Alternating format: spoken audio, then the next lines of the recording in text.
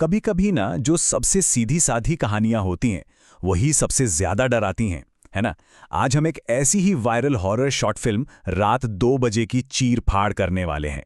चलिए देखते हैं कि आखिर इस कहानी में ऐसा क्या है जो इसे इतना खौफनाक बनाता है।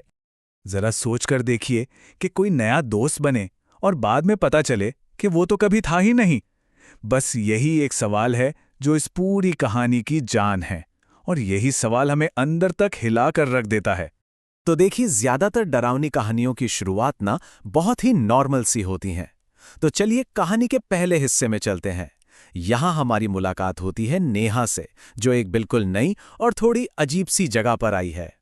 तो ये है नेहा, एक मेडिकल स्टूडेंट। पढ़ाई पर फोकस करने के लिए एक नए हॉस्टल में शिफ्ट हुई है। अब सोचिए, नई जगह, नए लोग, एकदम अकेली।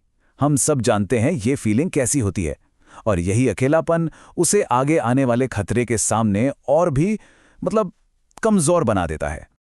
और फिर वार्डन कहती है, चाबी लो और तुम्हारा कमरा नंबर है 13। बस, रूम नंबर 13 सुनते ही दिमाग में खतरे की घंटी बज जाती है ना। ये हॉरर फिल्मों का एक क्लासिक तरीका है ये बताने का कि बॉस यहां कुछ गड़बड़ है।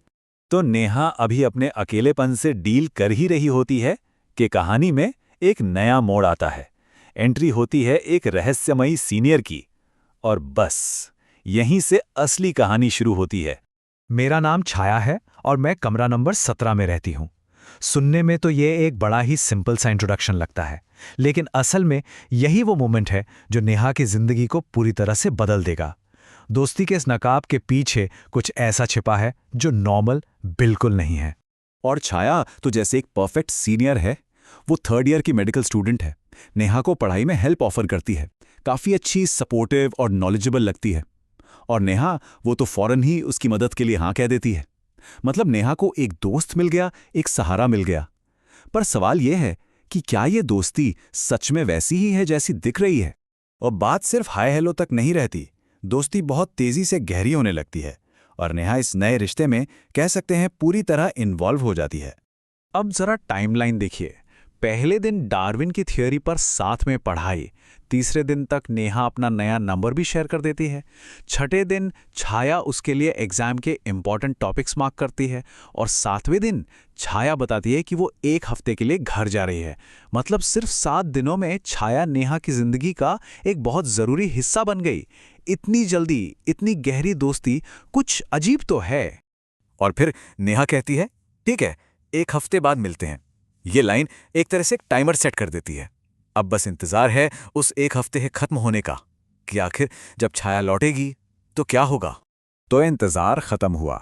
अब हम कहानी के क्लाइमैक्स पर पहुंच चुके हैं, वो मोड़ जहां से सब कुछ बदल जाएगा। अब जो सच सामने आने वाला है वो सबके होश उड़ा देगा। तो 1 हफ्ता बीत चुका है। नेहा कमरा नंबर 17 के बाहर छाया का इंतजार कर रही है, और वहीं पर उसकी मुलाकात वार्डन की एक दोस्त से होती है। नेहा को तो पता भी नहीं है कि ये छोटी सी बातचीत उसकी पूरी दुनिया हिलाने वाली है। तो बातों बातों में नेहा पूछ लेती है, लेकिन कमरा नंबर 17 में कौन है। और बस यही सवाल उस ताले को खोल देता है जिसके पीछे एक भयानक राज छिपा है। और जवाब मिलता है, लगभग 1.5 साल से ये दरवाजा बंद है। सोचिए नेहा पर क्या बीती होगी। 1.5 साल से बंद कमरा। तो फिर वो लड़की कौन थी जिसके साथ उसने पूरा हफ्ता बिताया। सब कुछ एक धोखा, एक झूठ। तो फिर छाया कौन थी। यहां कहानी का सबसे बड़ा ट्विस्ट आता है। जिस लड़की को नेहा छाया के नाम से जानती थी, उसका असली नाम स्मिता था। एक ऐसा नाम जो नेहा ने पहले कभी सुना ही नहीं था। तो अब हमें स्मिता की कहानी पता चलती है। वो भी एक मेडिकल स्टूडेंट थी और उस औरत की बेस्ट फ्रेंड। धीरे धीरे उसका बर्ताव अजीब होने लगा। वो खुद से ही बातें करने लगी थी। और फिर एक दिन वो एग्जाम देने गई, पर कभी वापस ही नहीं लौटी। और फिर वो भयानक सच सामने आता है। अगले दिन जब वार्डन ने दरवाजा खोला तो वो अंदर मरी हुई मिली। इसका मतलब नेहा की नई दोस्त, जिसे वो अपना सहारा मान रही थी, वो पूरे समय एक भूत थी। तो सच तो पता चल गया, लेकिन कहानी यहां खत्म नहीं होती, बल्कि असली खौफ तो अब शुरू होगा। अब देखते हैं कि आखिरी दस्तक किसकी होती है।